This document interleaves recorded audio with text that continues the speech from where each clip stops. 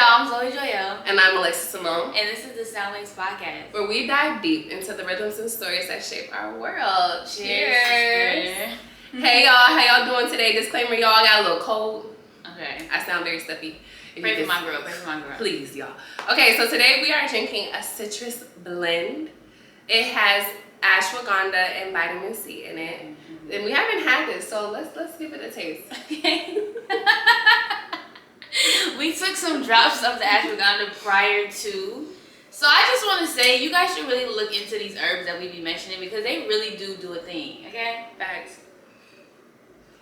It tastes good. It's giving mimosa vibes. Wasted a little. Excuse me. Do y'all like y'all juice with pulp in it? Hell no. You? It's becoming an acquired taste. Ew. It's giving a little something for me to taste. To feel? You gotta feel something? Facts. Okay. So y'all, today's icebreaker is, are y'all ready for this? What's something that grinded your gears this week? Do you really want to know? Grinded. Do you really want to know? Yes. Do they really want to know? What? Do tell. You know, we're going to have to make a whole episode about invading people's privacy. But since we're being honest on the podcast, something that grinded my gears this week was my ex went through my period tracking app to see if I've been having sex. That's OD. That's OD. And I don't want to talk about nothing else, but that was the one for me. That is a complete violation of privacy. That's crazy. That is next level, y'all. I ain't never heard that one before, but she told me that. I was like, damn, not the technology won. Indeed. It did. That's crazy. Go ahead. Something that grinded my gears this week, y'all, was getting sick. Yeah. I hate getting sick. I'm the only one at my job, in my home, in my friend group sick. I don't know where this came from. Damn. But it started with a sore throat and ended with body aches, y'all, and congestion. I'm over it. I'm so over it. We're giving her some herbal tinctures to go home with. Facts. I've been doing black seed oil of oregano. Y'all know all the nasty stuff, and I still can't breathe. Yeah. That grinding my We're gears. low-key herbal girlies. No, for sure. We need to tap into that for y'all. But yeah. But one thing though, I will say I feel like it takes longer to get rid of. You think so? Versus the real drugs. For me, no. Well, I don't take the real drugs, so I don't know. But for me, I feel like I be ODing like with the teas and the stuff. I don't be sick for more than 3 days. I've always had a weak immune system. True, yeah. Okay, so for this episode, it could give pick me, I guess, if you hate men or something like that. But no, we don't hate them. Over the years, you know, we have evolved a lot together and separately. Amen. And we have come to the conclusion that women can actually be selfish. We can be crazy, y'all. Yeah, like I think sometimes we allow our emotions to really let us sit in victimhood and not allow us to see the perspectives of others. So that's what this episode is about. Girls, I would like for you to stick it through and please leave some feedback and share it out with people. Maybe you're like, oh wow, I didn't think about it like this. Or maybe we be tripping. Or maybe you don't care. Maybe you just want to still be an emotional beast. It is what it is. So let's get into it. An emotional beast sound crazy. It does. Sound like the Tasmanian devil. Okay. We jumping it off, you know, hitting the ground running. Let's get it. At what point did you realize you were selfish? I realized, damn, wait, I didn't even say I was selfish. I'm confused. That's what it say. I'm confused. You just said, as women, we have been known to. And I'm like, I realized, like, wait a minute, I never said I was. Okay. Well, I realized that I've had selfish moments when I have, like, heart-to-hearts with people, like, in a relationship, or even, I would say with men, heart-to-hearts with men, so, like, my dad or someone I'm dating. And I feel like men definitely be like, oh, no one wants to hear us, like, vent and express ourselves deeply.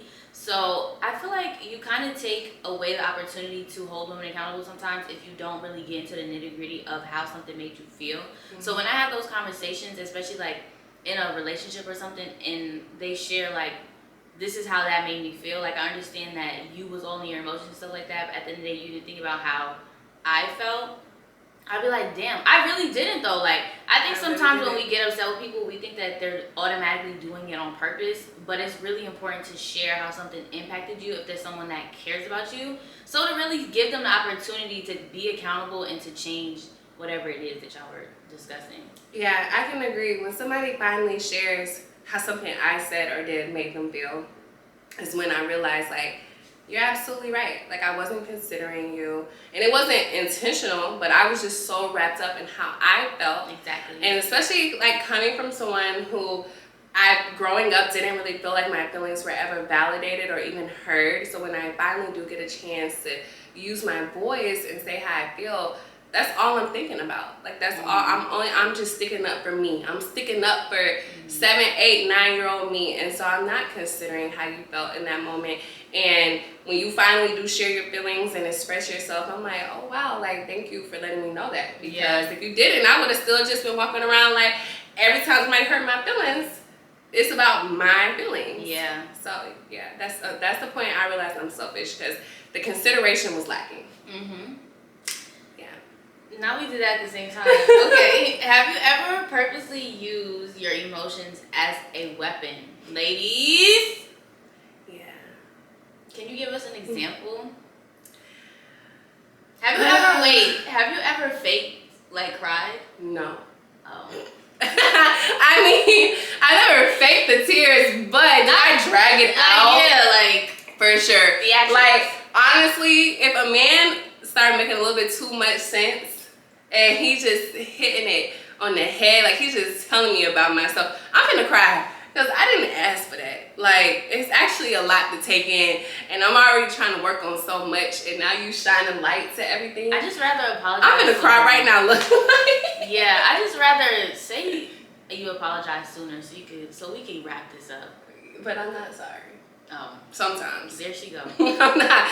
But no, for real, I have, like, I haven't, like, fake cried. But it's been times where you telling me about myself, and I'm like, this is a little bit too much, just a little overwhelming, and I really wasn't expecting for you to be reading me right now, and I'm already feeling how I feel about the situation, and now you adding this on top, so now I'm just crying, because be quiet.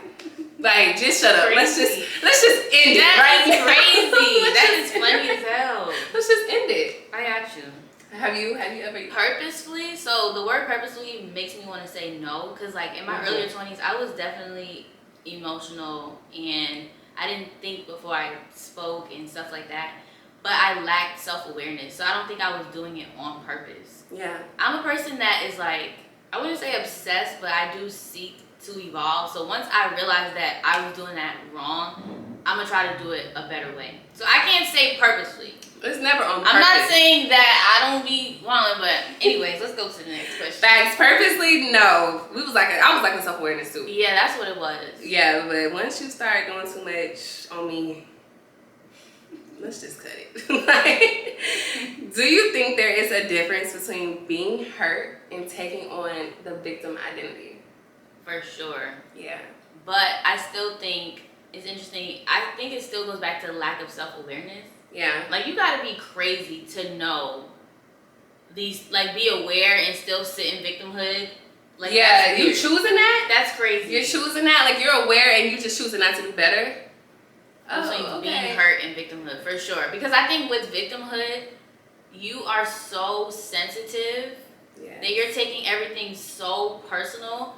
And the thing is about that stage, you are still selfish though, because even if it's not on purpose, your emotions and your sensitivity is blinding you from a fuller picture. Like, everything is not just about you and how it hurts you. It's like, what if it just wasn't that serious? Like, whatever it is, like, sometimes it just don't even be that deep. Yeah. But you're constantly receiving it, and it's attacking old wounds that have nothing to do with today, you know? So I definitely think there's a difference. What about you? I think it's a big difference. I think being hurt and sitting in that emotion is valid, right? Like, everybody has been hurt at some point in their life. But a victimhood identity is like, everything hurts you. Everything somebody does hurts you, whether that's a romantic relationship, platonic relationship, friendships, family, anything. Everything hurts you, or you're taking it, like she said, very personal. And it's selfish because you're so wrapped up in your feelings, you're not even considering somebody else's and your wrongdoings in that situation as well. and it clouds your judgment because you could also say stuff that you probably didn't even mean in that moment. Or maybe you did mean it, but you were also just so emotional. You weren't thinking logically. You weren't thinking forward, like in the forward future. None of that. And so as a victim, why would you want to live in that state of mind? That's exhausting. Like, just constantly overwhelmed with emotions. No, seriously. I cannot imagine that. You stressing yourself out. I'm pretty sure there's some diseases linked to that somewhere. Yeah. Because everything is just attacking you and triggering you. And so when do you ever actually heal? Right, and breathe and let it go. When are you ever actually happy at that? Right. I don't think do you know what genuine happiness and joy is when you're always a victim? Yeah, and you want the world to kind of bend to you, and it's not going to work like that. Yeah. It's really not. It doesn't work like that, but it's a huge difference. Okay. Yeah, for sure. Are you upset at us yet, viewers? Just kidding. Okay. How does emotional victimhood shift responsibility and control in relationships? We kind of hit it on the head a little bit there. Yeah. But shift responsibility. Let's talk about the shifting the responsibility. You got to take some accountability. For sure. But if you don't take any accountability, then the responsibility always falls on your partner. And I feel like people of value, whether that's a romantic or platonic relationship, people of value don't want to hear that shit. Yeah. They don't. Not after a while. No. Maybe when we're first getting to know each other, I'm like, dang, okay, dang. Like, you went through this, okay, cool, but like, nobody wants to hear that. Like, you are responsible for being a better person every single day. I do think that sometimes people use their trauma to avoid accountability. And evolution. For sure. It's easier to stay in that mindset. Yeah. Because you're so comfortable with it and it's so familiar and your body has gotten used to that.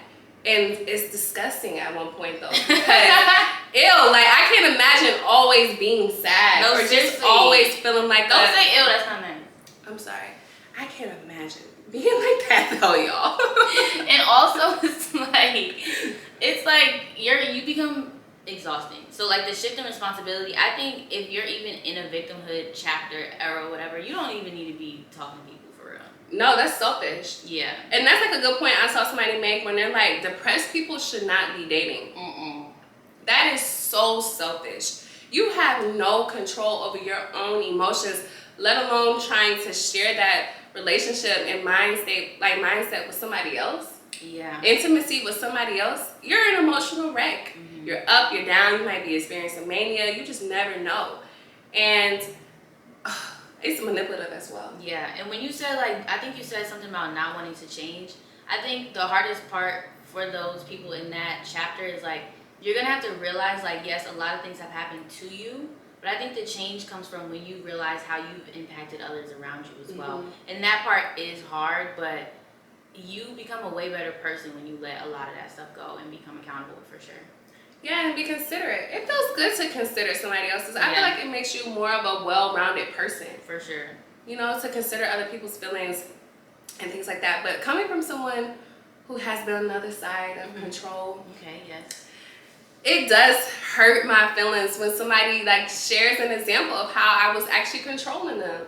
And I had no idea, I may have not had any idea because I'm not being intentional. I'm not intentionally trying to control you, but if I'm too far deep into my emotional self and I'm just speaking on my emotions and I'm saying whatever comes to my mind and I'm just crying, I'm storming out and all these things that can come with it, and then it just leaves you alone to process all of that with your own feelings. I can see how that can be controlling because sometimes you say the wrong thing. And mind you, life is still going on with all of this other stuff. Facts. So that's what I'm saying. It helps to be considerate of other people because you have other stuff going on as well. Right. And so I think it helped when I started putting myself in somebody else's shoes or when I was starting to experience some of the same things and I'm like, that's what that look like? Let me relax. Because that is too much. That's too much.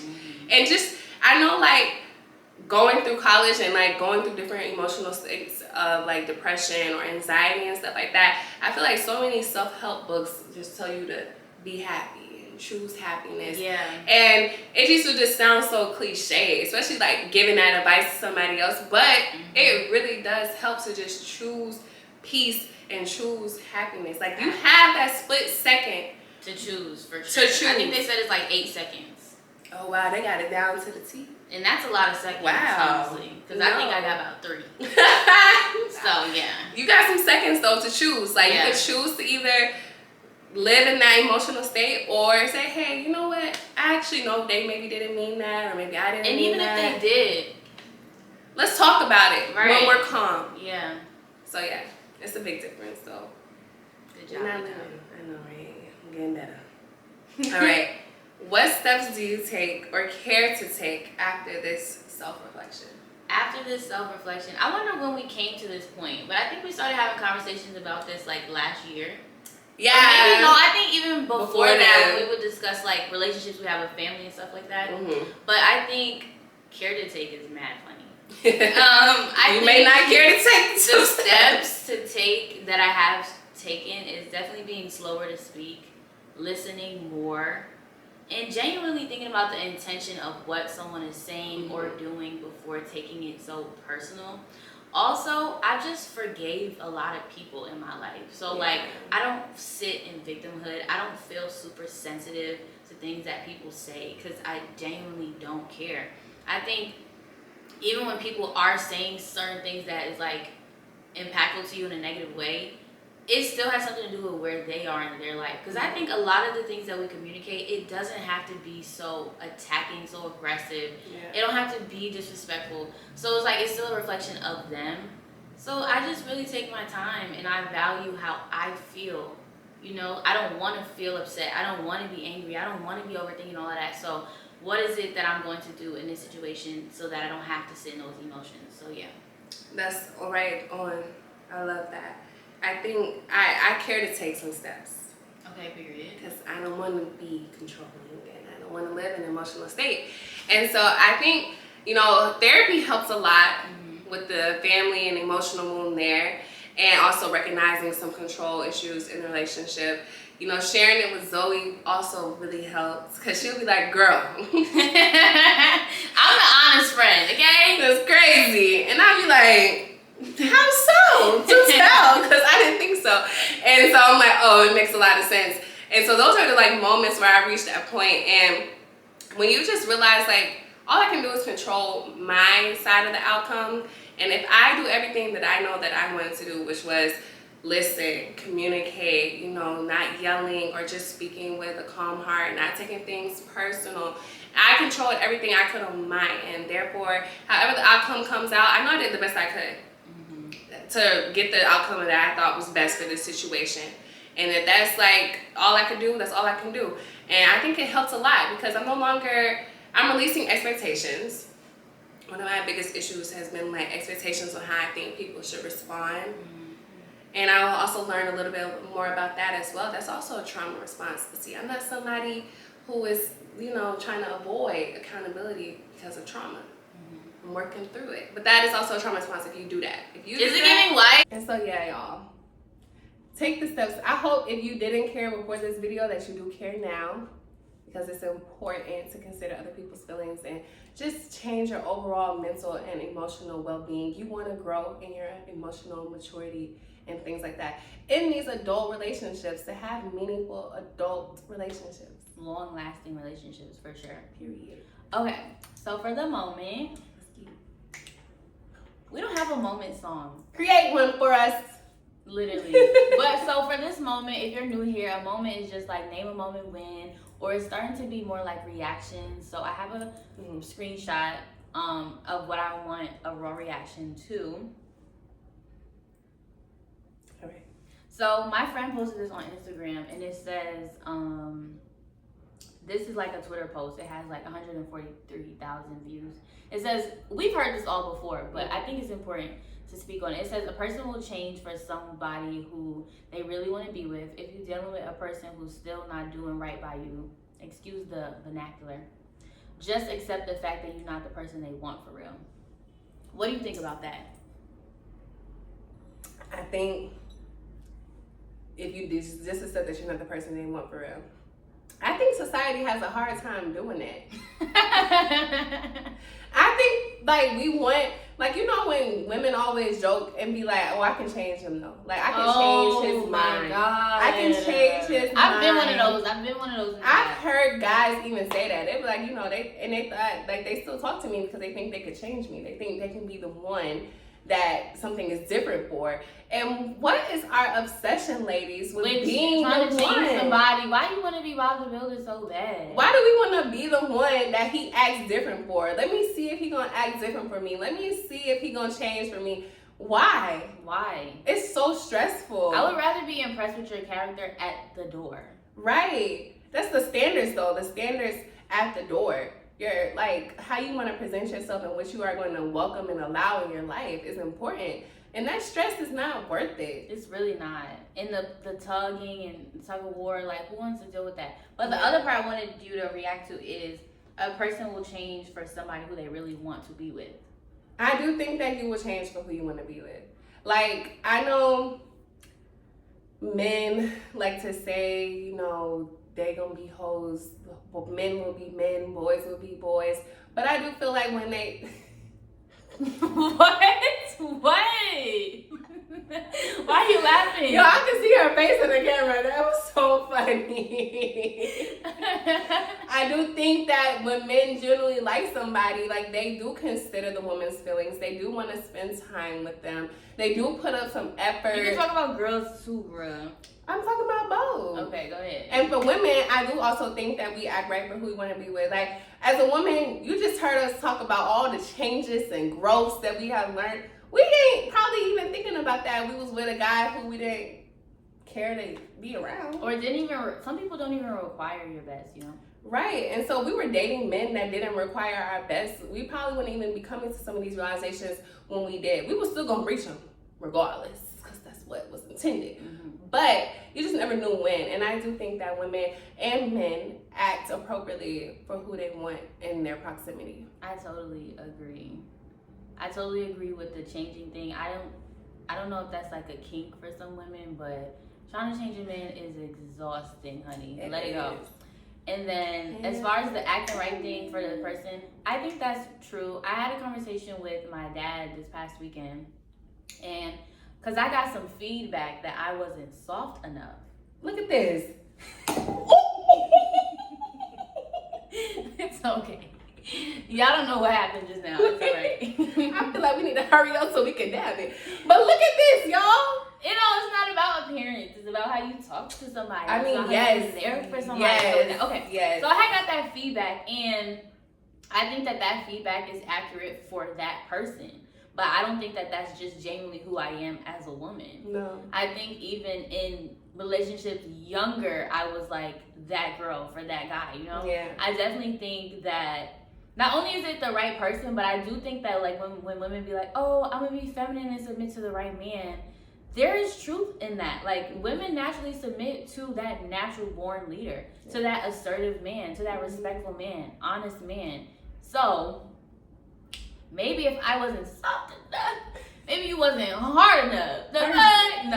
No, I'm actually not kidding though. So I do think that people act right for the right person.